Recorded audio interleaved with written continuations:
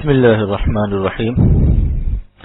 عارف باللہ حضرت مولانا شاہ حکیم محمد اختر صاحب رحمۃ اللہ علیہ یعنی میرے پیارے دادا جان رحمۃ اللہ علیہ کی کتاب بدگمانی اور اس کا علاج سے پڑھ کر سناتا ہوں۔ الحمد للہ وکفی وسلام علی عبادہ الذین اصطفی اما بعد، قال رسول اللہ صلی اللہ علیہ وسلم ایاکم والظن فإن الظن اکذب الحدیث، وقال علیہ الصلاۃ والسلام ظنوا بالمؤمنین خیرا۔ سرور عالم صلی اللہ علیہ وسلم ارشاد فرماتے ہیں کہ ہر مومن کے ساتھ نیک گمان رکھو۔ اس حدیث کی شرح میں علماء ربانیین فرماتے ہیں کہ اگر کسی چیز کے اندر 99 دلائل ہوں بدگمانی کے لیکن ایک راستہ ہو حسن ظن کا، تو عافیت کا راستہ یہی ہے کہ حسن ظن کے اس ایک راستے کو اختیار کر لو۔ کیوں؟ اس کی وجہ شاہ عبد الغنی صاحب پھول پوری رحمۃ اللہ علیہ میرے مرشد اول فرمایا کرتے تھے کہ بدگمانی پر اللہ تعالیٰ قیامت کے دن مقدمہ دائر فرمائیں گے اور اس سے پوچھیں گے کہ بدگمانی کے تمہارے پاس کیا دلائل تھے، اور نیک گمان پر بلا دلیل انعام عطا فرمائیں گے۔ حسن ظن پر بغیر دلیل کے ثواب ملتا ہے کیونکہ امر ہے ظنوا بالمؤمنین خیرا، لہذا مقدمے میں جان پھنسانا بے وقوفی، حماقت اور نادانی ہے۔ حضرت ہنس کر فرماتے تھے کہ احمق ہے وہ جو شخص مفت میں ثواب لینے کے بجائے اپنی گردن پر مقدمات قائم کرنے کے انتظامات کر رہا ہے اور اپنے لیے مصیبتیں تیار کر رہا ہے۔ نیک گمان کر کے مفت میں ثواب لو اور بدگمانی کر کے دلائل پیش کرنے کے مقدمات میں اپنی جان کو نہ پھنساؤ۔ حضرت حکیم الامت مجدد الملت مولانا اشرف علی صاحب تھانوی رحمۃ اللہ علیہ فرماتے ہیں کہ اعتراض کا منشا دو ہوتا ہے، نمبر 1 قلت محبت اور قلت علم، یعنی اعتراض عموماً دو قسم کے لوگوں کو ہوتا ہے، یا تو اس کے اندر محبت کی کمی ہوتی ہے جس کی وجہ سے ہر آدمی کے اندر کیڑے نکالنے کی کوشش کرتا ہے، یا پھر نہایت درجے کا جاہل ہوتا ہے کیونکہ قرآن و حدیث اور فقہ کے اصول اس کے سامنے نہیں ہوتے، اس لیے جہالت کی وجہ سے اعتراض کرتا ہے۔ اور فرمایا کہ ہماری خانقاہ میں دو ہی قسم کے لوگوں کو فائدہ پہنچ سکتا ہے، یا تو انتہائی درجے کا فقیہ ہو کہ میرے ہر عمل کو سمجھ جائے کہ یہ فقہ کا فلاں قانون لاگو ہو سکتا ہے، یا پھر انتہائی درجے کا عاشق ہو جس کو سوائے بھلائیوں کے کچھ نظر ہی نہ آئے، کیونکہ عاشق کو تو محبوب کی ہر ادا پسند آتی ہے، اور اگر نہ اس میں محبت کامل ہے نہ علم کامل ہے تو ایسے لوگ پھر محروم ہی رہتے ہیں۔ پس دینی خدام پر اعتراض اور ان کے فیوز و برکات سے محرومی کے یہ دو ہی سبب ہیں، یہ محبت کی کمی یا علم کی کمی۔ دیکھیے تھانہ بھون جیسا قصبہ جہاں اپنے زمانے کے مجدد موجود، جہاں دور دور سے بڑے علماء اور بزرگ آتے تھے، تو قریب رہنے والے یعنی قصبے کے بعض لوگ مذاق اڑاتے تھے اور کہتے تھے کہ ان لوگوں کو کیا ہو گیا کہ کلکتہ سے، مدراس سے، بمبئی سے، اعظم گڑھ سے، جونپور سے چلے آ رہے ہیں، کیسے بے وقوف لوگ ہیں، ہمیں تو کوئی خاص بات ان بڑے میاں میں نظر نہیں آتی، لہٰذا دور دور کے لوگ کامیاب ہو گئے اور قریب کے لوگ جنہوں نے قدر نہ کی محروم رہ گئے۔ حضرت حاجی امداد اللہ صاحب رحمۃ اللہ علیہ سے ایک شخص نے کہا کہ حاجی صاحب آپ تو کوئی بڑے عالم بھی نہیں ہیں، پھر ان علماء کو کیا ہو گیا کہ مولانا گنگوہی جیسا عالم، مولانا قاسم نانوتوی جیسا عالم اور حضرت حکیم الامت جیسا عالم آپ سے مرید ہو گیا ہے؟ مجھے تو اس بات پر سخت صدمہ اور تعجب ہے کہ علماء کیوں آپ سے بیعت ہو گئے۔ اب حاجی صاحب کا جواب سن لیجئے۔ فرمایا کہ جتنا آپ کو تعجب ہے اس سے زیادہ مجھے تعجب ہے، کیونکہ یہ علماء اور علماء بھی ایسے کہ علم کے سمندر نہ جانے مجھ جیسے کے ہاتھ پر کیوں بیعت ہو گئے۔ یہ حاجی صاحب کا کمال تواضع تھا، لیکن یہ بدگمانی اور اعتراض کرنے والا کوئی بہت ہی محروم شخص تھا۔ برعکس ان حضرات کے اندر کتنا ادب تھا۔ حاجی امداد اللہ صاحب نے ایک رسالہ لکھا اور مولانا قاسم نانوتوی کو دیا اصلاح کے لیے۔ اس میں علمی لحاظ سے کوئی لفظ مسودہ میں غلطی ہو گیا تو مولانا قاسم صاحب نے اس مقام پر یہ نہیں لکھا کہ حضرت آپ سے یہاں غلطی ہو گئی ہے، بلکہ وہاں دائرہ بنا کر یہ لکھ دیا کہ حضرت یہ لفظ میری سمجھ میں نہیں آ رہا ہے۔ اللہ اللہ، کیا ادب تھا! نقص کی نسبت شیخ کی طرف نہیں کی، اپنی سمجھ کی طرف کر دی۔ اے خدا جوئیم توفیق ادب، مولانا رومی فرماتے ہیں کہ خدا ہم آپ سے ادب کی توفیق مانگتے ہیں، بے ادب محروم ماند از فضل رب، کیونکہ بے ادب انسان اللہ کے فضل سے محروم رہتا ہے، لہذا بے ادبوں کی صحبت سے بھی بچنا چاہیے۔ کوئی شخص خواہ کتنا ہی عقل مند ہو لیکن اگر کسی بے ادب کے پاس رہتا ہے تو اس کے اندر بھی بے ادبی کے جراثیم پیدا ہو جائیں گے، اس لیے جس قوم نے یا جس طبقے نے اکابر پر اعتراض کیے ہیں، ایسے لوگوں کے لٹریچر سے، ایسے لوگوں کی صحبت سے بچنا چاہیے، ورنہ وہ جراثیم اس کے اندر بھی آ جائیں گے۔ اور یہ سارا راستہ اکابر کے اعتماد پر چلتا ہے۔ شیخ محی الدین ابن عربی رحمۃ اللہ علیہ اکابر اولیاء اللہ میں سے ہیں، بڑے علماء میں بھی شامل ہیں۔ ایک مرتبہ شیطان نے ان سے کہا کہ مولانا صاحب کیا میری بخشش نہیں ہوگی؟ آپ نے فرمایا تیری بخشش کیسے ہوگی، تو جہنمی ہے، مردود ہے۔ اس نے کہا کہ اگر میں قرآن سے ثابت کر دوں کہ میری بھی بخشش ہو جائے گی تو؟ فرمایا کہ اچھا پڑھ کس آیت سے بخشا جائے گا؟ اس نے کہا اللہ تعالیٰ نے فرمایا ہے وَرَحْمَتِي وَسِعَتْ كُلَّ شَيْءٍ، میری رحمت ہر شے پر وسیع ہے۔ تو کیا میں شے نہیں ہوں؟ میں بھی تو کوئی چیز ہوں، اگرچہ ناچیز ہوں، تو رحمت مجھ پر بھی وسیع ہو جائے گی، بس میں بھی بخش دیا جاؤں گا۔ شیخ نے فرمایا کہ تو جہنمی ہے، لیکن تجھ سے بحث نہیں کروں گا، اور اپنے مریدین کو حکم فرمایا کہ شیطان سے کبھی بحث نہ کرنا، کیونکہ اگر شیطان سے بحث کرنا مفید ہوتا تو اللہ تعالیٰ اعوذ باللہ من الشیطان الرجیم پڑھنے کا حکم نہ فرماتے، بلکہ یہ حکم ہوتا کہ جب شیطان وسوسہ ڈالے تو اس کو لپٹ کر پٹخ دینا، یعنی تم بھی دلائل کے ساتھ اس سے بحث و مباحثہ کرنا، وہ مناظرہ کر کے اس کے وسوسوں کا جواب دینا۔ لیکن اللہ تعالیٰ فرماتے ہیں کہ بس تم اعوذ باللہ پڑھو، میری پناہ مانگو کہ اے خدا اس شیطان مردود سے مجھے پناہ نصیب فرما۔ اس بات کو محدث عظیم ملا علی قاری رحمۃ اللہ علیہ نے مرقات شرح مشکات میں بہت عمدہ سمجھایا ہے کہ شیطان کی مثال اس کتے کی سی ہے جو بڑے لوگوں کے بنگلوں پر کھڑا رہتا ہے۔ دنیا میں جتنے بڑے لوگ کہلاتے ہیں ان کا کتا بھی بڑا ہوتا ہے۔ بھیڑیا نسل کا فارن کنٹری سے منگاتے ہیں، کارنر کا اگر پلاٹ ہے تو کتا فارنر کا ہوتا ہے۔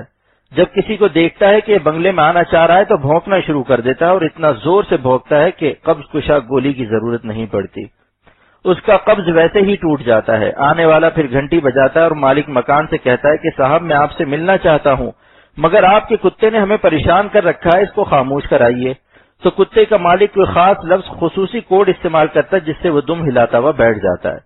محدث عظیم ملا علی قاری فرماتے ہیں کہ ابلیس اللہ تعالیٰ کا کتا ہے، گیٹ سے آؤٹ کیا ہوا ہے، اللہ تعالیٰ کے دربار سے باہر مردود کیا ہوا ہے۔ جب دنیا کے بڑے لوگ بڑے کتے پالتے ہیں تو اللہ میاں تو سب سے بڑے ہیں، ان کا کتا بھی اتنا ہی بڑا ہے۔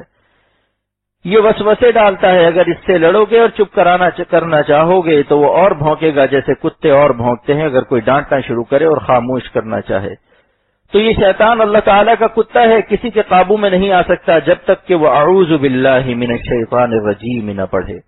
لہذا اللہ سے کہو، اللہ تعالیٰ پھر شیطان کو حکم دے دیتے ہیں، اس کی برکت سے پھر شیطان اس پر قابو نہیں پاتا۔ اس لیے اللہ پاک نے خود اپنی ذات پاک سے پناہ مانگنے کا حکم دیا ہے، شیطان سے لڑنے کا حکم نہیں دیا۔ بہرحال عرض کرنا یہ تھا کہ حضرت حکیم الامت مجدد الملت مولانا اشرف علی صاحب تھانوی رحمۃ اللہ علیہ نے فرمایا کہ شیخ محی الدین ابن عربی رحمۃ اللہ علیہ نے تو کسی مصلحت سے شیطان کو جواب نہیں دیا، غالباً اس وقت اپنے مریدین کو ادب سکھانا تھا اور ان کی تربیت کے لیے وہی مناسب تھا، لیکن فرمایا کہ شیخ محی الدین ابن عربی رحمۃ اللہ علیہ کی برکت سے میری سمجھ میں اس کا جواب آ گیا۔ یہ نہیں کہا کہ میرا کمال ہے، اگر کوئی غیر تربیت یافتہ خشک ملا ہوتا تو کہتا دیکھو شیخ ابن عربی کو جواب نہیں آیا، میرا کمال ہے کہ مجھے جواب آ گیا۔ لیکن ہمارے بزرگوں کا کمال یہ ہے کہ اپنے کو مٹایا۔ فرمایا کہ شیخ ابن عربی کی برکت سے اللہ تعالیٰ نے میرے دل میں اس کا جواب ڈال دیا، اور وہ یہ ہے کہ بے شک اللہ کی رحمت شیطان پر بھی وسیع ہے، لیکن کیسے؟ اس کو ایک مثال سے سمجھیے۔ اگر کوئی شخص کسی کو 100 جوتے مارنے کی طاقت رکھتا ہے لیکن 98 مار کر 2 چھوڑ دیتا ہے تو اس کا کرم اور مہربانی اور اس کی رحمت ہے یا نہیں؟ حکیم الامت فرماتے ہیں خدا تعالیٰ شیطان کو جہنم میں جتنا عذاب دیں گے اس سے زیادہ عذاب دینے پر اللہ تعالیٰ قادر ہیں یا نہیں؟ ظاہر ہے کہ قادر ہیں، کیونکہ ان کی قدرت و طاقت لا محدود لا متناہی، پس جتنا عذاب شیطان کو دیں گے اس سے زیادہ عذاب دینے پر خدا قدرت رکھتا ہے۔ اگر وہ قدرت اللہ تعالیٰ ظاہر کرتے تو اس کو عذاب اس سے بھی زیادہ شدید ہوتا، پس جتنی قدرت عذاب دینے کی ہے اتنا عذاب نہ دینا یہ بھی رحمت ہے۔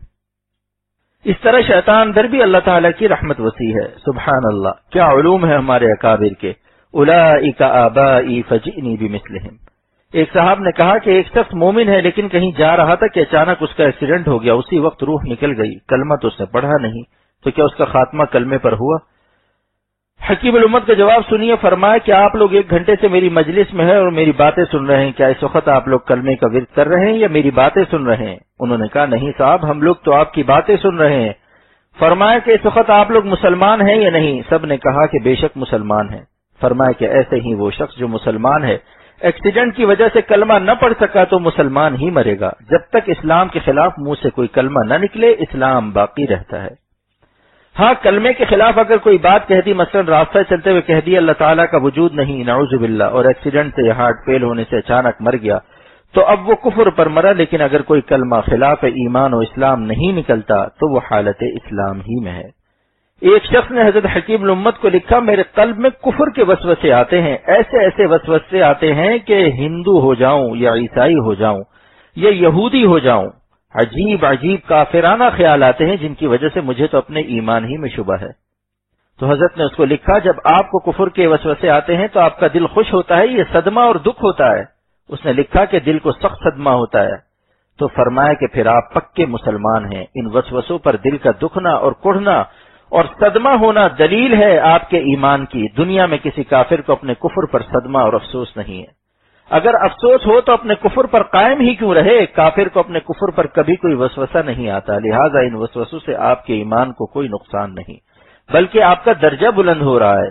ہمارے ذمے بس اتنا ہے کہ برے وساوس کو برا سمجھے. وساوس کا آنا برا نہیں، لانا برا ہے. اس کی مثال یہ ہے کہ جیسے سپر ہائی وے پر ایک شہزادہ جا رہا ہے، اس کی منزل حیدرآباد ہے، ساتھ ہی گدھا گاڑی بھی جا رہی ہے اور ایک کتا بھی بھونکتا ہوا جا رہا ہے. تو بتائیے کہ ایک کتے اور گدھے کا ہونا اس شہزادے کے سفر میں کچھ مضر ہوگا؟ سپر ہائی وے پر اگر بادشاہوں کے ساتھ کتے، بھنگی اور جمعدار چل سکتے ہیں تو مومن کا قلب بھی شاہراہ ہے اور وہ مثل شہزادے کے اللہ کی طرف جا رہا ہے. اس میں اگر وسوسے آتے ہیں تو کوئی فکر کی بات نہیں، بلکہ ان وسوسوں کو معرفت کا ذریعہ بنا لیجئے. حضرت حاجی امداد اللہ صاحب مہاجر مکی رحمۃ اللہ علیہ فرماتے ہیں کہ جب وسوسوں اور خیالات کا ہجوم ہو تو کہو واہ کیا شان ہے اللہ آپ کی کہ 1.5 چھٹان کے دل میں آپ نے خیالات کا سمندر بھر دیا. کماری کا سمندر بھی بھرا ہوا ہے، کلفٹن بھی ہے اور کشمیر کی پہاڑیاں بھی گھسی ہوئی ہیں. سارا عالم ایک ذرے سے دل میں سمایا ہوا ہے. ایک چھوٹی سی چیز میں خیالات کا سمندر چلا آ رہا ہے. تو فرمایا کہ یہ خیالات کا ہجوم جو شیطان نے ڈالا تھا اللہ سے دور کرنے کو، اس شخص نے بزرگوں کی تعلیمات کی برکت سے اس کو ذریعہ معرفت اور ذریعہ قرب بنا لیا. تو پھر شیطان ہاتھ ملتا ہے اور افسوس کرتا ہوا بھاگتا ہے کہ اس نے تو میرے وساوس کو بھی معرفت کا سبب بنا لیا. یہ تو ایسا عاشق معلوم ہوتا ہے کہ جس نے آلام روزگار کو آسان بنا دیا، آلام روزگار کو آسان بنا دیا، جو غم ملا اسے غم جانا بنا دیا. اس طرح وسوسوں کو ذریعہ معرفت بنا لیجئے. اور یہ بات حدیث سے ثابت ہے. سید الانبیاء صلی اللہ علیہ وسلم فرماتے ہیں اللہم اجعل وساوس قلبی خشیتک و ذکرک، اے اللہ میرے دل کے خیالات کو اپنا خوف اور اپنی یاد بنا دے. اور ایک دوسری حدیث میں بھی اس کی تائید ہوتی ہے. مشکات شریف کی روایت حضور صلی اللہ علیہ وسلم فرماتے ہیں الحمدللہ الذی رد امرہ الی الوسوسۃ، شکر ہے اس اللہ کا جس نے شیطان کے معاملے کو، اس کے مکر و قید کو صرف وسوسے تک محدود کر دیا، اس سے زیادہ اس کو طاقت نہیں دی. ورنہ مان لیجئے یہاں جو لوگ بیٹھے ہوئے ہیں دین کی بات سن رہے ہیں، اگر شیطان آتا اور سب کو اٹھا اٹھا کر سینما ہاؤس میں لے جا کر بٹھا دیتا تو بڑی مشکل میں جان پھنس جاتی. لوگ کہتے بھائی ہم تو گئے تھے خانقاہ میں اللہ کی بات سننے، مگر وہاں شیاطین کا ایک لشکر آیا اور سب کو اٹھا اٹھا کر وی سی آر اور سینما ہاؤس میں بیٹھا دیا. شیطان کو اگر یہ طاقت ہوتی تو بتائیے ہم کتنی مشکل میں پھنس جاتے. اس لیے حضور صلی اللہ علیہ وسلم نے فرمایا کہ شکر ادا کرو، کہو الحمدللہ الذی رد امرہ الی الوسوسہ. یہ حضور صلی اللہ علیہ وسلم کے الفاظ مبارک ہیں. عربی میں یاد رہے تو سبحان اللہ، ورنہ اردو میں کہہ لیجئے کہ شکر ہے اس اللہ کا جس نے شیطان کی قید کو، اس کی طاقت کو صرف خیالات اور وسوسہ ڈالنے تک محدود کر دیا. تو آپ صلی اللہ علیہ وسلم نے شکر سکھایا اور شکر اللہ سے اللہ کا قرب ملتا ہے. پس وسوسے کو ذریعہ قرب و معرفت بنا دیا کہ شکر ہے کہ شیطان صرف خیالات اور وسوسہ ڈال سکتا ہے، تم کو عمل پر مجبور نہیں کر سکتا. گندا تقاضا دل میں پیدا ہوا، آپ اس پر عمل نہ کیجئے، بالکل آپ کا تقوی قائم ہے. اس کی مثال ایسی ہے کہ کسی کا روزہ ہے، جون کا مہینہ ہے، شدید پیاس لگ رہی ہے، بار بار دل چاہتا ہے کہ پانی پی لوں مگر پیتا نہیں. بتائیے روزہ اس کا ہے یا نہیں؟ کیا پانی پینے کے وسوسوں سے اس کا روزہ ٹوٹ گیا؟ پانی پینے کے لاکھ تقاضے ہوتے رہیں، جب تک پیے گا نہیں روزہ اس کا قائم ہے، بلکہ اس کو ڈبل اجر مل رہا ہے تقاضے کی وجہ سے، پیاس کی وجہ سے. اسی طرح گناہ کے لاکھ وسوسے آئیں، جب تک گناہ نہیں کرے گا یہ شخص بالکل متقی ہے. وسوسے سے تقوی میں ہرگز کوئی نقصان نہیں آئے گا. سبحان اللہ، یہ ہمارے باپ داداؤں کے علوم ہیں. اولئک آبائی فجئنی بمثلہم، لہذا گناہوں کے تقاضوں پر آپ بس عمل نہ کریں، لاکھ تقاضے ہوں تو آپ کا تقوی بالکل ٹھیک ہے۔ دیکھیے اس وقت بھی سب کے پیٹ میں کچھ نہ کچھ پاخانہ ہوگا، ابھی ایکس رے کرا لیجئے تو نظر بھی آ جائے گا، لیکن جب تک گندگی باہر نہ نکلے آپ کا وضو ہے۔ اس طرح دل میں گندے خیالات آئیں، اس میں مشغولی نہ ہو، اس پر عمل نہ ہو، بس آپ کا تقوی قائم ہے۔ دین کتنا آسان ہے، جو آسان کر لو تو ہے عشق آسان، جو دشوار کر لو تو دشواریاں ہیں۔ دین تو بہت آسان ہے، ہم خود اس کو دشوار کرتے ہیں۔ میں عرض کرتا ہوں کہ جس شخص نے بھی شیطان کے وسوسوں کا جواب دیا پاگل ہو گیا۔ ایک وسوسے کا جواب دیا، اس نے دوسرا پیش کر دیا، اب رات بھر بیٹھے ہوئے ہیں وسوسوں کا جواب دے رہے ہیں، بتائیے کیا ہوگا؟ دماغ خراب ہوگا یا نہیں؟ آسان طریقہ یہ ہے کہ اس کو جواب ہی مت دیجیے، بس یہی کہیے کہ اللہ تیرا شکر ہے کہ تو نے اس کا اختیار وسوسہ ڈالنے تک ہی رکھا، اور بزرگوں کے پاس آئیے جائیے، ان کی صحبتوں کی برکت سے اللہ تعالیٰ ابلیس کے تمام مکر و قید کو ہی ختم کر دیتا ہے، کیونکہ اہل اللہ اس میں ہادی کے مظہر ہیں، اس میں ہادی کی تجلی ان پر ہوتی ہے، ان کے پاس بیٹھنے والوں پر بھی تجلی پڑ جاتی ہے جس سے ان کو ہدایت ہو جاتی ہے، اور ابلیس اللہ تعالیٰ کے اس میں مضل کا مظہر ہے، گمراہ کرنے کی طاقت کا ظہور اس پر ہوتا ہے، لہذا گمراہ لوگوں سے بھاگیے اور اللہ کے خاص بندوں کی صحبت میں رہیے۔ جو بزرگان دین کے صحبت یافتہ ہیں، اس میں مضل کے مقابلے میں اس میں ہادی کے سائے میں آ جائیے۔ جس شخص کو دیکھو کہ اس نے بزرگوں کی صحبت نہیں اٹھائی، چاہے مطالعہ اس کا بہت وسیع ہو، ہرگز اس کی صحبت میں نہ بیٹھیے۔ میں نہایت اخلاص کے ساتھ کہتا ہوں، کسی تعصب سے نہیں، جو اپنے بزرگوں سے سنا ہے وہی سنا دیتا ہوں۔ عمل پر تو ہم آپ کو مجبور نہیں کر سکتے، لیکن جو اپنے بزرگوں سے سنا ہے وہ سنا تو سکتے ہیں، اور ان کا اخلاص وللہیت شک و شبہ سے بالا تر ہے۔ تو ہمارے بزرگوں نے فرمایا کہ جن لوگوں نے بزرگان دین کی صحبتیں نہیں اٹھائیں، صحبت یافتہ نہیں ہیں، تربیت یافتہ نہیں ہیں، جو مربع نہیں بنے، ان کو اگر اپنا مربی بناؤ گے تو بس فتنے میں مبتلا ہو جاؤ گے۔ اس لیے ہر ایک کی کتابیں بھی نہ پڑھیے۔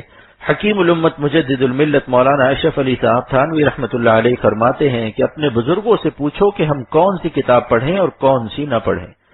آپ خود دیکھ لیجئے، حضرت حکیم الامت کی تعلیمات میں یہ بات موجود ہے۔ ان بزرگوں کی کتابیں دیکھیے جنہوں نے بزرگوں کی صحبتیں اٹھائی ہیں، اور تمام علماء جن کی تائید کرتے ہیں۔ مثال کے طور پر جیسے مفتی شفیع صاحب رحمۃ اللہ علیہ نے تفسیر لکھی ہے معارف القرآن، ایسے صحبت یافتہ بزرگوں کی تفسیریں اور کتابیں دیکھیے، ورنہ اگر کسی غیر تربیت یافتہ خود ساختہ مفسر کی تفسیر یا تصنیف دیکھی تو بس پھر سمجھ لو کہ خطرے میں پڑ جاؤ گے، ایمان ہی کے لالے پڑ جائیں گے۔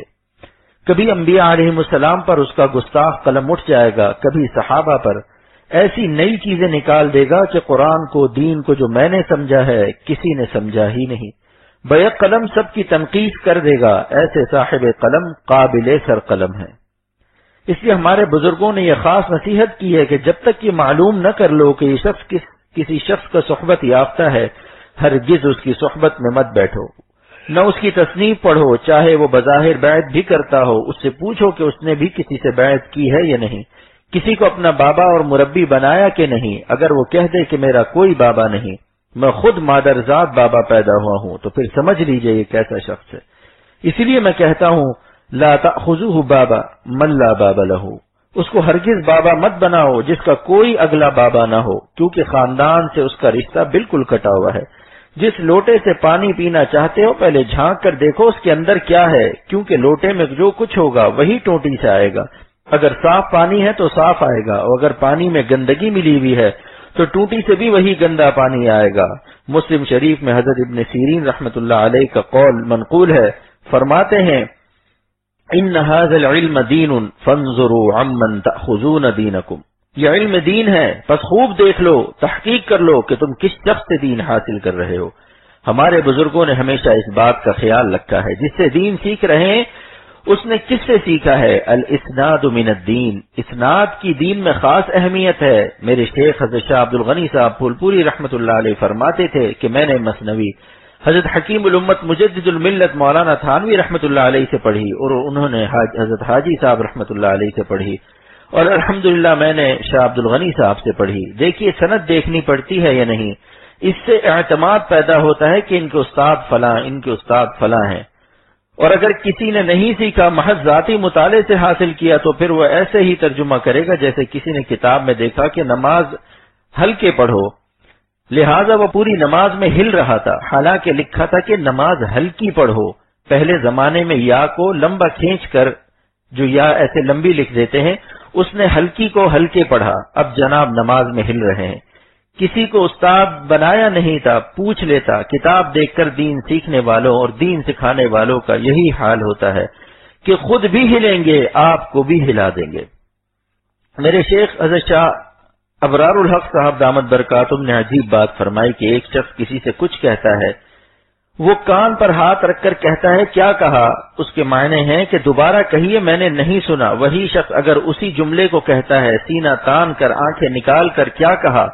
اب دیکھیے دونوں جملوں کے معنی بدل گئے یا نہیں؟ اگرچہ الفاظ وہی ہیں، لیکن جس نے سینہ تان کر کہا کیا کہا، اس کے معنی ہوئے کہ کیا بکواس کرتے ہو، میں تمہاری پٹائی کر دوں گا۔ لیکن یہ بات کون بتائے گا؟ وہی لوگ جو وہاں موجود تھے اور جنہوں نے کہنے والے کو دیکھا ہے، جن شاگردوں نے استاد کی زندگی کو دیکھا ہے، وہی استاد کے کلام کا مفہوم متعین کر سکتے ہیں۔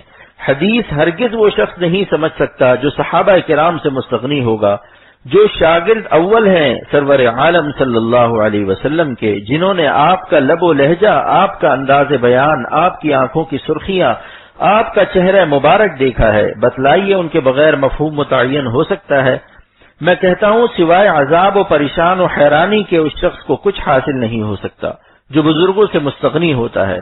ساری زندگی ناک رگڑ کر تسبیحات پڑھ لو، لیکن جب تک کسی شیخ سے تعلق نہیں ہوگا، اس کے مشورے کے مطابق عمل نہیں ہوگا، کامیابی نہیں ملے گی۔ مگر بھائی شرط یہ ہے کہ شیخ ہو، متبع سنت و شریعت ہو، گنجیری بھنگیڑی سٹا باز نہ ہو۔ آج کل لوگ ایسوں کو بھی شیخ بنا لیتے ہیں جو سمندر کے کنارے لنگوٹی باندھے راکھ ملے ہوئے سٹے کا نمبر بتا رہے ہیں۔ روزہ نماز کچھ نہیں، کیونکہ نماز تو کعبہ شریف میں پڑھ لیتے ہیں، پھر یہاں کیوں پڑھیں؟ ان سے کہو کہ جب نماز کعبہ میں پڑھتے ہو تو کعبہ ہی میں زمزم پی لو، وہیں کھجورے کھا لو، ایسا مبارک کھانا چھوڑ کر یہاں کیوں کھاتے ہو؟ ہم اب کھانا نہیں دیں گے، 3 دن کے بعد پھر کراچی میں ہی نماز پڑھے گا۔ غرض کوئی بات ہو اپنے نفس پر عمل نہ کیجیے، جو چیزیں کھٹکتی ہوں چاہے کہیں سن بھی لیا کہ بھائی اس معاملے میں کچھ گنجائش ہے، سنی سنائی بات پر عمل نہ کیجیے۔ اگر شیخ عالم ہے تو اس کو خط لکھیے، میرا ایک عمل ہے، میں ایسا کرتا ہوں، اس سلسلے میں آپ کی کیا رائے عالی ہے؟ اور اگر شیخ بہت بڑا عالم و مفتی نہیں تو اہل فتاوی سے رجوع کیجیے، لیکن اپنی طبیعت سے مسئلے مت بنائیے، ورنہ سمجھ لیجیے کہ اگر کوئی ایک مسئلہ بھی شریعت کے خلاف چلے گا تو اس کا سلوک طے نہیں ہو سکتا، نہ اس کے وظیفوں میں اثر آ سکتا ہے۔ خدا جزائے خیر دے۔ حضرت مولانا شاہ ابرار الحق صاحب کو فرمائے کہ جو لوگ گناہ نہیں چھوڑتے اور وظیفے خوب پڑھ رہے ہیں تو وظیفوں میں اثر کیسے آئے؟ وظیفوں سے رحمت کا ٹرک آ گیا اور گناہ اور نافرمانی سے خدا کے غضب کا ٹرک سامنے کھڑا ہو گیا اور سائیڈ نہیں دے رہا۔ آپ بتلائیے کہ سلوک طے ہوگا اس کا؟ اللہ تعالیٰ ولی اسی کو بناتے ہیں جو صاحب تقوی ہوتا ہے۔ تو میں کہہ رہا تھا کہ شیطان جب دیکھتا ہے کہ شخص فلاں جگہ سے دین سیکھتا ہے تو اس کے دل میں اس دینی مربی سے کوئی نہ کوئی بدگمانی ڈال دیتا ہے، پھر وہ آنا جانا چھوڑ دیتا ہے۔ یہ شیطان کا بہت بڑا ہتھیار ہے، بدگمانی ڈال کر دینی مرکزوں سے اور دین کے خادموں سے دور کر دیتا ہے۔ یہ ضرور ہے کہ اگر کسی دینی خادم سے آپ کو مناسبت نہیں ہے اس کے پاس مت جائیے، کوئی ضروری نہیں ہے کہ ہر شیخ کو اپنا شیخ تسلیم کر لیں۔ اگر غلطی سے اصلاح کا تعلق بھی کر لیا تو آپ شیخ بدل دیجئے، کسی دوسرے شیخ کے پاس چلے جائیے، لیکن بلا دلیل بدگمانی نہ کیجئے، اس کی غیبت بھی نہ کیجئے۔ بدگمانی پر اب میں آپ کو ایک واقعہ سناتا ہوں۔ الہ آباد میں حضرت مولانا شاہ وسیع اللہ صاحب رحمۃ اللہ علیہ تھے، ان کے ایک مرید جن کا یہاں کراچی میں جزل اسٹور بھی ہے، انہوں نے مجھ سے بیان کیا کہ میں ایک بہت بڑے افسر کو مولانا کی خدمت میں لے گیا کہ یہ مولانا سے متاثر ہو جائے گا، ان سے استفادہ کرنے لگے گا، گناہ چھوڑ دے گا، اللہ والا بن جائے گا۔ عشاء کے بعد وہاں گئے، اس وقت مولانا بادام اور پستہ کھا رہے تھے۔ دعا وغیرہ کے بعد واپس ہوئے تو راستے میں انہوں نے بڑی امیدوں کے ساتھ پوچھا کہ جناب مولانا کی زیارت سے آپ پر کچھ اثر ہوا، کچھ اللہ میاں کی محبت میں اضافہ ہوا، آپ مولانا سے کچھ متاثر ہوئے؟ تو کہنے لگے جو تاثر پہلے تھا وہ بھی ختم ہو گیا۔ کہنے لگے کیوں؟ کہا کہ اللہ والے تو وہ ہیں جو سوکھی روٹی پانی میں ڈال کر کھاتے ہیں، یہ بادام و پستہ اڑا کر اللہ والے کیسے ہو گئے؟ بتائیے، حد ہے اس جہالت کی۔ انہی جہالتوں سے شیطان راستہ مارتا ہے۔ حضرت حاجی امداد اللہ صاحب رحمۃ اللہ علیہ فرماتے ہیں اگر ذکر کرنے والا دودھ نہیں پیے گا، سر میں تیل نہیں لگائے گا اور دماغ میں خشکی بڑھ جائے گی تو خدا کے ہاں اس کی پکڑ ہوگی، تم نے ہماری دی ہوئی مشین استعمال کی مگر اس میں تیل کیوں نہیں ڈالا؟ جسم اللہ کی امانت ہے، اگر یہ جسم خدا کی امانت نہ ہوتا، ہم خود اپنی جان کے مالک ہوتے تو خودکشی جائز ہوتی۔ یہ بہت بڑی دلیل ہے کہ ہم ان کے ہیں، امانت دار ہیں، اپنے جسم کے ہم مالک نہیں ہیں، اس لیے اپنی جان کو ہلاک نہیں کر سکتے، اس لیے خودکشی حرام ہے۔ تو میرے دوست نے ہنس کر کہا کہ پستہ بادام کھانے سے وہ بدگمان ہو گئے، اور کہا کہ ہم نے تو یہی سنا تھا کہ اللہ والے سوکھی روٹی پانی میں بھگو کر کھاتے ہیں۔ ہاں کھاتے تھے کسی زمانے میں جبکہ ہر سال خون نکلوانا پڑتا تھا۔ آج سے 700-800 برس پہلے ایک زمانہ ایسا تھا کہ انسان کے جسم میں اتنا خون ہوتا تھا کہ اگر وہ سال میں خون نہ نکلواتے تو سر میں درد رہنے لگتا تھا اور رگیں تڑپنے لگتی تھی۔ اب زمانہ آ گیا خون چڑھوانے کا، کمزوری کا، میڈ ان ڈالڈا ہو گیا انسان۔ اب اصلی گھی ملتا ہے، ارے گھی کیا ملے گا، اب تو اصلی ہوائیں نہیں ملتی، ڈیزل بھری ہوائیں کراچی کی۔ اس زمانے میں اگر ہم اچھی غذا نہ کھائیں گے تو دین کی خدمت کیسے کریں گے؟ حکیم الامت اپنے زمانے میں آج سے 50-60 سال پہلے 5 روپے کا خالی ناشتہ کیا کرتے تھے۔ اس زمانے کا 5 آج کا 50 ہے یا نہیں؟ اور کیا کرتے تھے ناشتہ؟ موتی کا خمیرہ، بادام، مغزیات اور ایسی تمام قیمتی چیزوں کا ہوتا تھا وہ ناشتہ۔ میرے شیخ نے مجھ سے فرمایا کہ 1500 کتابوں کے مصنف حضرت حکیم الامت جب تصنیف فرماتے تھے تو بادام پیس کر اس کی ٹکیا سر پر رکھتے تھے۔ 4 گھنٹے تک کتابیں لکھ رہے ہیں اور دماغ بادام کا تیل چوس رہا ہے، ورنہ اتنا بڑا کام ہوتا۔ اگر جان نہ ہو تو کہاں سے جان دے کوئی؟ بھائی قربانی کے بکرے کو بھی تو موٹا تازہ ہونا چاہیے نا۔ اپنے کو اگر ہم موٹا تازہ نہ کریں تو ہماری قربانی مریل ڈنگر کی قربانی ہوگی۔ اس لیے اگر اچھا کھائیے تو اللہ کے لیے کھائیے، مرغی کا سوپ پیجیے، انگور کھائیے، لیکن خدا کی راہ میں اپنی طاقت کو فدا کیجیے۔ اپنی طاقت کو بیلوں کی طرح مستنڈے ہو کر غیر اللہ کی محبت میں اور اللہ کی نافرمانی میں استعمال کرنا ناشکری ہے۔ اپنی طاقت اور پہلوانی کو اللہ کی راہ میں فدا کیجیے۔ پہلوانی پر یاد آیا کہ میرے شیخ حضرت شاہ عبد الغنی صاحب رحمۃ اللہ علیہ ایسے قصے سناتے تھے کہ جب ان کی یاد آتی ہے تو دل تڑپ جاتا ہے کہ ہائے اڑ گئی سونے کی چڑیا رہ گیا پر ہاتھ میں۔ ایک دفعہ کچھ قصے پہلوانوں کے بیان کیے اور یہ واقعہ سنائے کہ حضرت جنید بغدادی بھی پہلوان تھے۔ اس وقت وہ اللہ والے نہیں تھے، صرف پہلوانی کی روٹی کھاتے تھے، شاہی پہلوان تھے۔ کشتی جیت لی اور شاہی خزانے سے پا گئے لاکھ روپے۔ جب کھا پی گئے اور پیسہ ختم ہوا تو پھر کہیں کشتی لڑی۔ ایک دفعہ ایک نہایت کمزور سید صاحب آئے اور کہا کہ میں جنید بغدادی سے کشتی لڑوں گا۔ سب ہنسنے لگے، بھائی آپ تو بڑے میاں ہیں اور کمزور بھی ہیں۔ انہوں نے کہا کہ دیکھنا میں ایسا داؤ ماروں گا کہ جنید بغدادی بھی یاد کریں گے، حالانکہ اتنے کمزور تھے کہ چلنے میں کانپ رہے تھے۔ بادشاہ نے منظور کر لیا۔ جب اکھاڑے میں جنید بغدادی اترے تو وہ بڑے میاں بھی اترے کانپتے ہوئے، لیکن کان میں کہا کہ دیکھو میں سید ہوں، میری اولاد کو فاقے ہو رہے ہیں۔ اگر تم آج نبی کریم صلی اللہ علیہ وسلم کی اولاد کی محبت میں، نبی کی محبت میں اپنی آبرو کو ہار جاؤ تو یہ انعام مجھے مل جائے گا۔ تمہاری آبرو تو جائے گی لیکن سرکار دو عالم صلی اللہ علیہ وسلم تم سے خوش ہو جائیں گے۔ بس اتنا سنتے ہی جنید بغدادی نے یہ سودا سستا سمجھا۔ محبت کی بازی وہ بازی ہے دانش، محبت کی بازی وہ بازی ہے دانش کہ خود ہار جانے کو جی چاہتا ہے۔ بس انہوں نے زور دکھانے کی کچھ ایکٹنگ کی جس کو نورا کشتی کہتے ہیں، اور گر گئے دھڑ سے۔ جب وہ گر گئے تو بڑے میاں چڑھ گئے اور مکے مار رہے ہیں، مگر وہ اللہ کی محبت میں برداشت کر رہے تھے۔ بڑے میاں سارا انعام لے گئے۔ اسی رات حضور اکرم صلی اللہ علیہ وسلم کو خواب میں دیکھا، فرمایا کہ اے جنید، تو نے میری محبت میں اپنی عزت کو بیچا ہے، میں تیری عزت کا سارے عالم میں ڈنکا پٹوا دوں گا۔ آج سے تیرا نام اولیاء اللہ میں شمار کر لیا گیا۔ دوستوں میں عرض کر رہا تھا، بدگمانی بہت بڑی خطرناک بیماری ہے، اس سے بچیے۔ بدگمانی سے شیطان دینی خادموں سے محروم کر دیتا ہے۔ اس کی اب میں وضاحت کرتا ہوں۔ مولانا رومی رحمت اللہ علیہ فرماتے ہیں کہ پانی کی ٹونٹی میں کسی نے پاخانہ لگا دیا اور اس کے بعد گلاس میں پانی لے کر پینے لگا تو کہتا ہے کہ اوہو بڑی بدبو ہے آج تو پانی میں۔ کے ڈی اے نے دھوکہ دے دیا۔ ارے کے ڈی اے نے دھوکہ نہیں دیا، آپ نے جو ٹونٹی میں پاخانہ لگایا یہ اس کی بدبو ہے، پانی تو صاف آ رہا ہے۔ اسی طرح اپنی بدگمانی کی وجہ سے انسان کو دین کے خادم حقیر اور برے نظر آتے ہیں۔ برائی ان میں نہیں بلکہ خود اس میں ہے جو بدگمانی کر رہا ہے، اس بدگمانی سے حق اس کو باطل نظر آ رہا ہے۔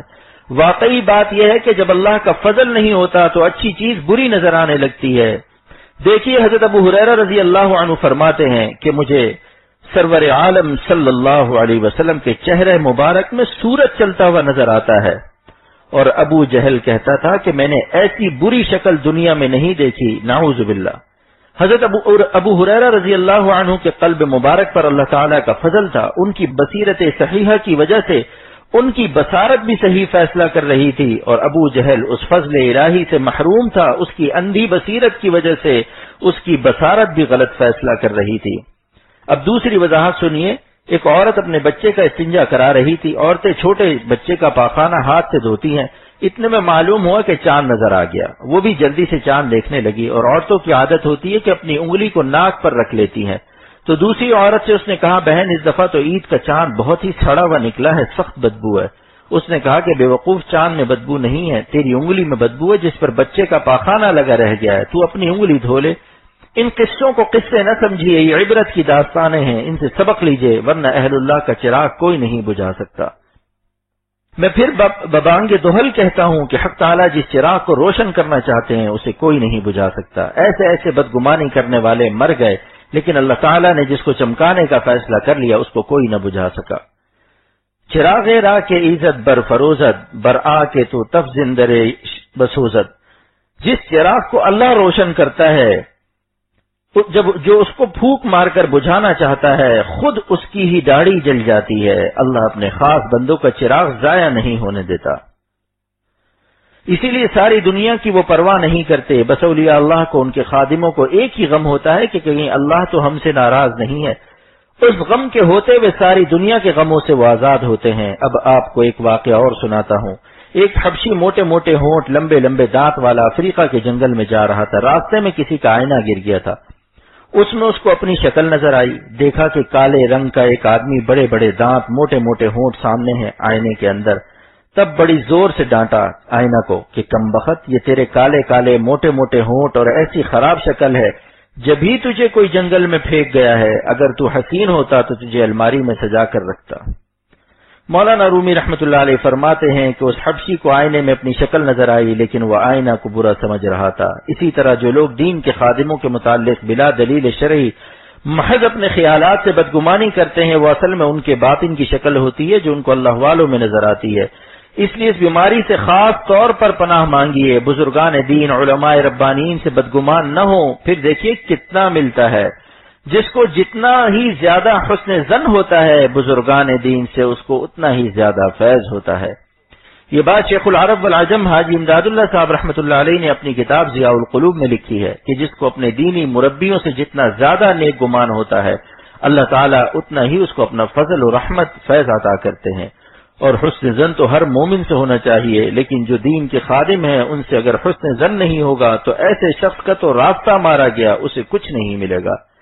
اب اس کی ایک اور مثال عرض کرتا ہوں۔ مولانا رومی رحمۃ اللہ علیہ فرماتے ہیں کہ چند باتوں کا علم ہو جانے سے بعض لوگوں کو شیخ المشائخ بننے کا شوق پیدا ہو جاتا ہے، یعنی وہ دین کے بڑے بڑے خادموں کی بھی اصلاح شروع کر دیتے ہیں۔ حالانکہ ان کو سوچنا چاہیے کہ انسان ہر ایک کو تو شیخ نہیں بناتا، جس سے اس کی مناسبت ہوتی ہے، اس کا روحانی گروپ ملتا ہے، اس کو اپنا بڑا بناتا ہے۔ لہذا ہر آدمی دوسرے کا شیخ بننے کی کوشش نہ کرے۔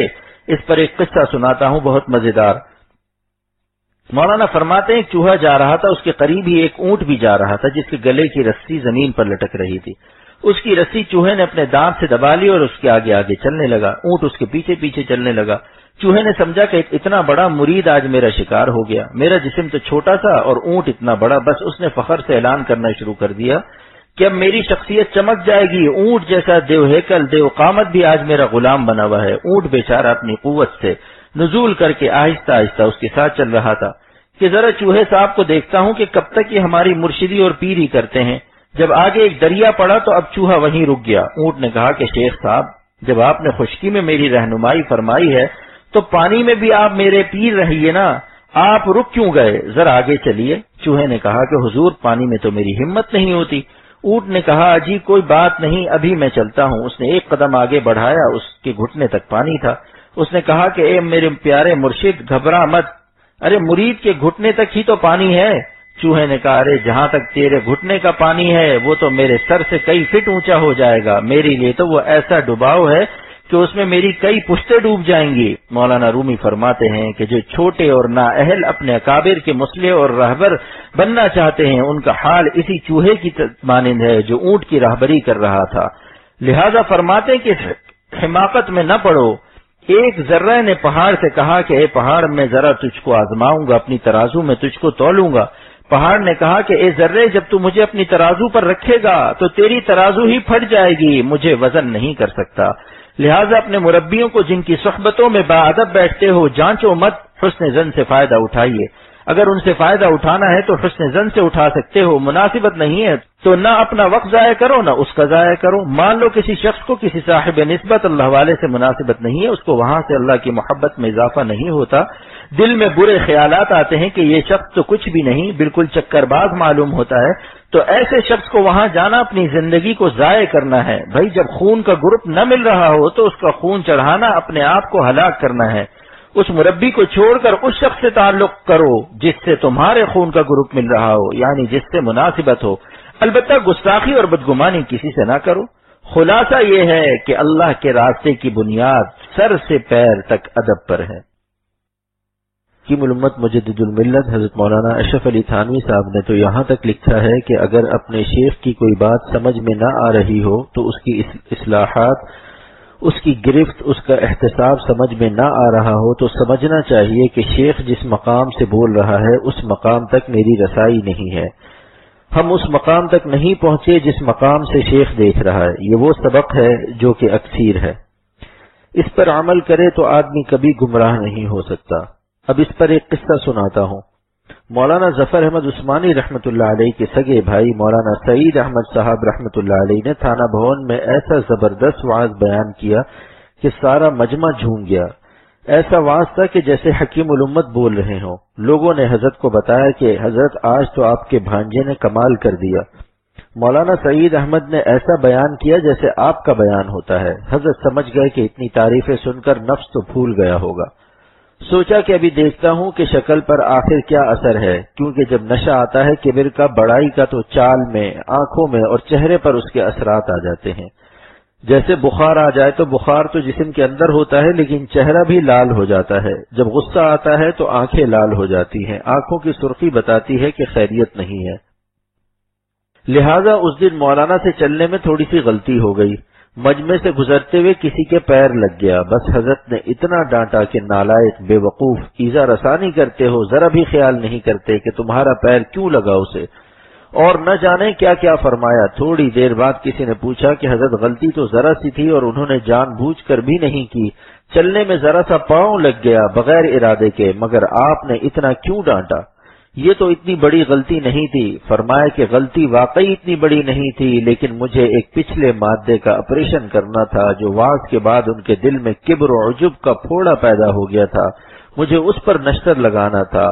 اس چھوٹی سی غلطی کو تو میں نے بہانہ بنایا ہے، اس لیے اللہ والے بعض وقت چھوٹی سی غلطی پر زیادہ ڈانٹ دیتے ہیں اور کبھی بڑی سے بڑی غلطی پر مسکرا کر ٹال دیتے ہیں۔ لہذا بدگمانی نہ کیجیے کہ صاحب چھوٹی سی غلطی پر اتنا خفا ہو گئے اور بڑی غلطی پر خیال بھی نہیں کیا۔ بس یہی سوچئے کہ شیخ جس مقام سے تربیت کر رہا ہے اس مقام تک ہماری رسائی نہیں ہے۔ ورنہ اگر استاد نے کہا کہ پڑھو الف اور با اور شاگرد کہتا ہے الف کھڑا کیوں ہے اور با لیٹا کیوں ہے، تو بتائیے کہ یہ پڑھ سکے گا؟ استاد کہے گا بس تشریف لے جائیے، آپ کی قسمت میں سبزی منڈی لکھی ہوئی ہے، آپ گوبھی بیچیے، اگر علم تمہاری قسمت میں ہوتا تو تم تقلید کرتے۔ اس لیے شروع میں تقلید کی جاتی ہے، بعد میں سارے مسائل خود حل ہو جائیں گے۔ جب نورانی قاعدہ پڑھ لے گا اور قرآن ختم ہو جائے گا تو خود پڑھنے لگے گا، لیکن کوئی شروع ہی سے محقق بنے کہ الف کھڑا کیوں ہے اور با لیٹا کیوں ہے اور با کے نیچے ایک نقطہ کیوں ہے اور تا کے اوپر دو نقطے کیوں ہیں، تو آپ بتلائیے کہ پڑھ سکے گا یہ شخص؟ بنیادی طور پر تعلیم کا بین الاقوامی قاعدہ کہ شروع میں صرف تقلید کی جاتی ہے اپنے معلم اور اپنے استاد کی۔ دنیا میں جتنے عقل مند ہیں کوئی نہیں کہہ سکتا کہ صاحب بچے کو حق حاصل ہے پوچھنے کا، جرح و قدح کا، تحقیق و اجتہاد کا۔ اسی طرح اللہ والوں کے سامنے اپنے کو اسی بچے کی مانند سمجھیے جو کچھ نہیں جانتا۔ جو شخص بزرگان دین کے مقابلے میں اپنی کوئی رائے رکھتا ہے، ان پر اعتراض کرتا ہے، بدگمانی کرتا ہے، اللہ کے راستے میں اسے کچھ نہیں مل سکتا۔ ان حماقتوں کا سبب اکثر جہالت ہوتی ہے، خدا پناہ میں رکھے، جہالت کا کوئی علاج نہیں اور حماقت کا بھی کوئی علاج نہیں ہے۔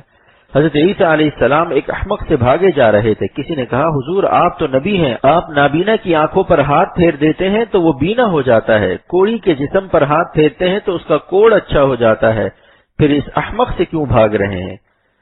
اس کے سر پر بھی ہاتھ پھیر دیجئے تو کیا جواب دیا؟ مولانا رومی رحمۃ اللہ علیہ فرماتے ہیں کہ حضرت عیسیٰ علیہ السلام نے فرمایا کہ کوڑی کو اللہ کے حکم سے اچھا کر سکتا ہوں، میرے ہاتھوں میں اللہ نے معجزہ رکھا ہے، نابینا کو بینا کر سکتا ہوں، لیکن حماقت اور بے وقوفی چونکہ قہر خداوندی، اس لیے اللہ کے قہر کا ہمارے پاس کوئی علاج نہیں۔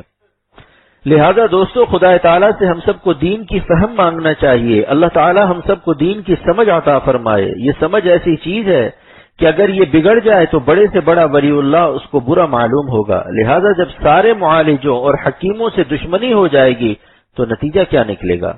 یہ ایڑیاں رگڑ رگڑ کر مر جائے گا۔ یہ قلت فہم اور حماقت قہر خداوندی ہے، جس کا علاج حضرت عیسیٰ علیہ السلام جیسے پیغمبر کے پاس بھی نہیں۔ اسی کی وجہ سے پھر کبر آتا ہے، جس کو بڑائی کا مرض ہو تو سمجھ لو احمق ہے۔ میرے شیخ اول حضرت شاہ عبد الغنی صاحب پھول پوری رحمۃ اللہ علیہ فرمایا کرتے تھے، کبر ہمیشہ بے وقوفوں کو ہوا کرتا ہے، ورنہ بتائیے کہ فیصلہ تو اللہ تعالیٰ کے ہاتھ میں ہے۔ یہ ابھی سے اپنے کو بڑا سمجھ رہا ہے، فیصلہ تو مالک کے ہاتھ میں ہوتا ہے، بندے کے ہاتھ میں نہیں ہے۔ کیوں صاحب و غلام کو کیا حق ہے کہ اپنی قیمت خود لگا لے؟ بندے کی قیمت تو مالک لگائے گا قیامت کے دن، لہذا بندہ وہ ہے جو اپنی شان کچھ نہ سمجھے اور عام مومنین کو اور خصوصاً کسی خادم دین کو حقیر نہ سمجھے۔ ہاں، یہ ضرور اختیار ہے کہ اگر آپ کو کسی سے مناسبت نہ ہو، اس کی مجلس میں ہرگز نہ جائیے، نہ اپنا وقت ضائع کیجیے نہ اس کا وقت ضائع کیجیے، جہاں مناسبت ہو وہاں جائیے۔ اب اس سے زیادہ کیا سہولت ہو سکتی ہے؟ ہاں، جس سے دین کا ایک حرف سیکھا ہو ہمیشہ اس کا ادب کیجیے۔ حضرت علی رضی اللہ عنہ فرماتے ہیں، جس نے مجھے ایک حرف علم کا سکھا دیا میں اس کا غلام ہوں، اور دین سیکھنے کے بعد پھر اس سے بدگمانی کرنا اور اس کی اصلاح کے لیے نسخے تجویز کرنا ایسا ہی ہے جیسے چوہا اونٹ کی رہنمائی کر رہا تھا۔ اپنی طرف سے تو ہم کو اپنے بڑوں سے حسن ظن رکھنا چاہیے، وہ دینی مربی خود نہیں کہے گا کہ میں بڑا ہوں، لیکن ان واقعات سے سبق لینا چاہیے کہ ہم اپنے بزرگوں کو اپنے نیک گمان سے سب کچھ سمجھیں۔ ایک بار مولانا گنگوہی رحمت اللہ علیہ نے فرمایا کہ بھائی میں تو کچھ بھی نہیں ہوں، پھر فرمایا خدا کی قسم میں کچھ بھی نہیں ہوں۔ ایک بے وقوف نے کہا کہ میاں جب یہ کچھ بھی نہیں ہے تو ہمیں کیا ملے گا ان سے؟ حالانکہ یہی ان کے بہت کچھ ہونے کی دلیل تھی۔ کچھ ہونا میرا ذلت خواری کا سبب ہے، کچھ ہونا میرا ذلت و خواری کا سبب ہے، یہ ہے میرا اعزاز کہ میں کچھ بھی نہیں ہوں۔ اچھا بس اب دعا کیجئے، خدا ہمیں اپنے بڑوں کا ادب نصیب فرما، جن سے ہم دین سیکھتے ہیں ان کا ہمیں ادب نصیب فرما۔ اے خدا جویم توفیق ادب، اے خدا ہم سب کو ادب کی توفیق نصیب فرما، بے ادب محروم ماند از فضل رب، اے خدا ہم کو بے ادبی کی وجہ سے اپنے فضل سے محروم نہ فرما، یعنی ہم کو بے ادبی سے محفوظ فرما، ہم سب کو اللہ والی حیات نصیب فرما۔ اے خدا ہمیں اپنے بزرگوں کے سامنے اپنے نفس کو مٹانے کی توفیق نصیب فرما، ہماری دنیا و آخرت بنا دیجئے، تقوی کی حیات نصیب فرما دیجئے۔ وصلی اللہ تعالی علی خیر خلقہ محمد وعلی آلہ وصحبہ اجمعین برحمتک یا ارحم الراحمین۔ محبت الہیہ، مجھ کو جینے کا سہارا چاہیے، دل ہمارا غم تمہارا چاہیے۔ بدگمانی کا علاج، حضرت حکیم الامت نے فرمایا ایک صاحب نے بدگمانی کا علاج دریافت کیا تو فرمایا کسی کی طرف سے بدگمانی قلب میں آوے تو اول علیحدہ بیٹھ کر یاد کرے کہ اللہ تعالیٰ نے بدگمانی سے منع فرمایا ہے، تو یہ گناہ ہوا اور گناہ پر عذاب کا اندیشہ ہے، تو اے نفس حق تعالیٰ کے عذاب کو کیسے برداشت کرے گا؟ یہ سوچ کر توبہ کرے اور دعا بھی کرے کہ اللہ میرے دل کو صاف کر دے، اور جس پر بدگمانی ہو اس کے لیے بھی دعا کرے کہ اللہ اس کو دونوں جہاں کی نعمتیں عطا فرما، دن رات میں 3 مرتبہ ایسا کرے، اگر پھر بھی اثر رہے دوسرے تیسرے دن ایسا ہی کرے، اگر پھر بھی اثر رہے اب اس شخص سے مل کر کہے بلا وجہ مجھ کو تم پر بدگمانی ہو گئی، تم معاف کر دو، میرے لیے دعا کر دو کہ یہ دور ہو جائے۔ بدگمانی و بدزبانی کا سبب کبر ہے۔ فرمایا کہ بڑی چیز تو یہ ہے کہ آدمی اپنے ہر فعل کو شریعت پر منطبق کرے کہ کون سا فعل میرے شریعت کے موافق ہے اور کون سا خلاف، اور حضرت کسی کے ساتھ اعتقاد رکھنا ضروری نہیں۔ ہاں، بدگمانی اور بدزبانی بلا ضرورت کسی کے ساتھ جائز نہیں۔ اگر بدگمانی نہ کی تو کیا نقصان ہوا؟ پھر فرمایا کہ اس کا منشا کئی چیزیں ہیں اور ان سب کا منشا کبر ہے۔ اگر سب سے کمتر اپنے آپ کو سمجھے گا تو جس وقت بدگمانی ہونے لگے گی فوراً اپنا عیب پیش نظر ہو جائے گا اور سوچے گا ہم تو اس سے بھی زیادہ نالائق ہیں، پھر کبھی اس کی نوبت نہ آئے گی، لہذا کبر کا علاج کسی کامل شخص کے پاس رہ کر کرانا ضروری ہے۔ اپنے نفس سے بدگمان رہیے۔ فرمائے کہ الحزن سوء الظن، اس کی تفسیر حضرت حاجی صاحب نے فرمایا تھا کہ ای بنفسہ، یعنی دانائی اور احتیاط یہ ہے کہ آدمی اپنے نفس سے سوء ظن، برا گمان ہی رکھے، کسی وقت مطمئن نہ ہو، ہمیشہ کھٹکتا رہے۔ عارفین یہی کہتے ہیں کہ دوسروں سے تو حسن ظن، نیک گمان رکھے، اور اپنے نفس سے سوء ظن رکھے۔ دوسروں کے ساتھ حسن ظن کی تعلیم۔ فرمائے کہ حضرت حاجی صاحب فرماتے تھے کہ میرے پاس جو لوگ آتے ہیں ان کے قدموں کی زیارت کو موجب نجات، یعنی اپنی نجات کا ذریعہ جانتا ہوں، کیونکہ وہ یقیناً اچھے ہیں، اور ان کے اچھے ہونے کی میرے پاس دلیل یہ ہے کہ وہ میرے ساتھ باوجود میرے ناچیز ہونے کے حسن ظن رکھتے ہیں۔ بددین کی تقریر و تحریر و تصنیف سب مضر ہے۔ فرمایا بددین آدمی اگر دین کی بھی باتیں کرتا ہے تو ان میں ظلمات ملی ہوئی ہوتی ہیں، اس کی تحریر کے نقوش میں بھی ایک گونا ظلمت لپٹی ہوئی ہوتی ہے، اور دیندار دنیا کی بھی باتیں کرے تو ان میں نور ہوتا ہے، کیونکہ کلام دراصل قلب یعنی دل سے پیدا ہوتا ہے، تو قلب کی حالت کا اثر اس میں ضرور ہوگا۔ بس چونکہ متکلم بات کرنے والے کا اثر اس کے کلام میں اور مصنف کے قلب کا اثر اس کی تصنیف میں ضرور ہوتا ہے، اس لیے بے دینوں کی کتابوں کا مطالعہ ہرگز نہ کرنا چاہیے، کیونکہ مطالعہ کتب مثل صحبت مصنف کے ہے، جو اثر میں بے دین کی صحبت کا ہوتا ہے، جو اثر بے دین کی صحبت کا ہوتا ہے وہی اس کی کتاب کے مطالعے سے ہوتا ہے۔ تبرکات کی حقیقت۔ فرمایا کہ بزرگوں کی صحبت و زیارت بڑی چیز ہے، ان کا تو تصور بھی نافع ہے، اور یہی اصل ہے تبرکات کی، کیونکہ ان چیزوں کو دیکھ کر ان کی یاد تازہ ہوتی ہے، اور ان کی یاد سے دل میں نور آتا ہے، حق تعالی کے ساتھ تعلق پیدا ہوتا ہے۔ فرمایا کہ قلب کا اثر انسان کے کلام اور لباس تک میں ظاہر ہوتا ہے، یہی وجہ ہے کہ اہل اللہ کے تبرکات میں اثر ہوتا ہے، اور ان کی صحبت میں اس سے بھی زیادہ اثر ہوتا ہے۔ اہل اللہ کو ستانا غضب الہی کو دعوت دینا ہے۔ فرمایا کہ تفسیر مظہری میں ایک حدیث قدسی نقل کی ہے کہ مجھے اپنے مقبول بندے کو چھیڑنے پر ایسا غصہ آتا ہے جیسے شیر کے بچوں کو چھیڑنے پر شیر کو، چنانچہ ایک مقبول بندے کے ستانے پر شہر کے شہر تباہ کر دیے گئے ہیں۔ غیبت اور بدزبانی کا علاج۔ فرمایا کہ حضرت حاجی صاحب کے ہاں کسی کی شکایت نہیں سنی جاتی تھی اور نہ کسی سے بدگمان ہوتے تھے۔ اگر کوئی کہنے لگا اور حضرت بوجہ حلم منع بھی نہ کرتے، مگر جب وہ کہہ لیتا تو فرماتے کہ وہ شخص ایسا نہیں ہے، یعنی تم جھوٹے ہو۔ وسعت نظر کا اثر۔ فرمایا حضرت حاجی صاحب کا ارشاد ہے کہ جس قدر نظر وسیع ہوتی جاتی ہے اعتراض کم ہوتا جاتا ہے۔ سلف صالحین کی عظمت کی اہمیت۔ فرمایا اہل علم کے کام کی ایک بات بتلاتا ہوں کہ دین پر عمل کرنے کا مدار سلف صالحین یعنی اگلے علماء اور مشائخ و بزرگان دین کی عظمت پر ہے، اس لیے حتی الامکان ان پر اعتراض و تنقید کی آنچ نہ آنے دینا چاہیے، یعنی ان پر اعتراض نہ کرے، نقص نہ نکالے۔ اللہ تعالیٰ کی محبت کے آثار۔ فرمائے کہ اللہ سے محبت رکھنے والا تو کسی کافر، کسی بلی کتے کے ساتھ بھی مظالم کو گوارا نہ کرے گا۔ اللہ والوں پر طعنہ زنی کی مذمت۔ اہل اللہ پر طعنہ زنی کے متعلق یہ دو شعر پڑھے۔ ہیچ قوم را خدا رسوا نہ کرد، تا دل صاحب دل نامت بدرد، چوں خدا خواہد کے پردہ کس درد، میں لش اندر طعنہ پاکازن۔ جن کا ترجمہ یہ ہے کہ اللہ تعالیٰ نے کسی قوم کو رسوا نہیں فرمایا جب تک اس نے کسی اللہ والے کا دل نہیں دکھایا، اور جب اللہ تعالیٰ چاہتے ہیں کہ کسی کا پردہ فاش کر دیں تو اس کے اندر نیک بندوں پر اعتراض و طعنہ زنی کا میلان پیدا ہو جاتا ہے۔ اللہ پاک ہمیں اس کی توفیق دے۔